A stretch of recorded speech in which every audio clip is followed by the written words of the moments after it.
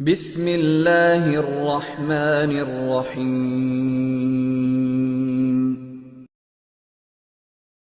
کیا تراویح کے بغیر روزے صحیح ہوں گے؟ پورے رمضان کی تراویح نہیں پڑی اور تمام روزے رکھ لیے تو کیا روزے صحیح ہوئے یا نہیں؟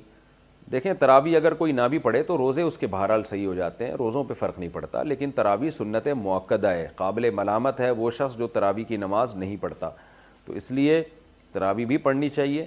کبھی بہت تھکاوٹ ہو، نہیں پڑھی جا رہی تو ٹھیک ہے، کم کر دیں، مختصر کر دیں۔ ویسے سنت مؤکدہ 20 رکعتیں ہی ہیں، اس پہ چاروں اماموں کا اتفاق ہے۔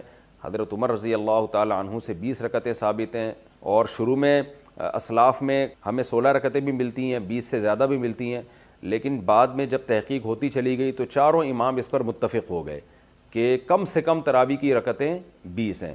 امام احمد بن حنبل کا بھی یہی فتویٰ ہے جو امام بخاری کے استاذ ہیں، کہ امام ترمذی نے جو ان کا نقل کیا فتویٰ، اس کو تو یہ نقل کیا کہ 20 اور 16 میں اختیار ہے اس کو، 8 کا تو کہیں بھی نہیں ملتا، ہمیں کسی اسلاف سے نہیں ملتا کسی صحیح حدیث سے کہ 8 رکعت پڑھی ہو۔ موطا امام مالک کی جو ایک 8 رکعت والی حدیث ہے اس کو خود امام مالک نہیں مانتے، تو وہ مسترب حدیث ہونے کی وجہ سے وہ ضعیف حدیث ہے۔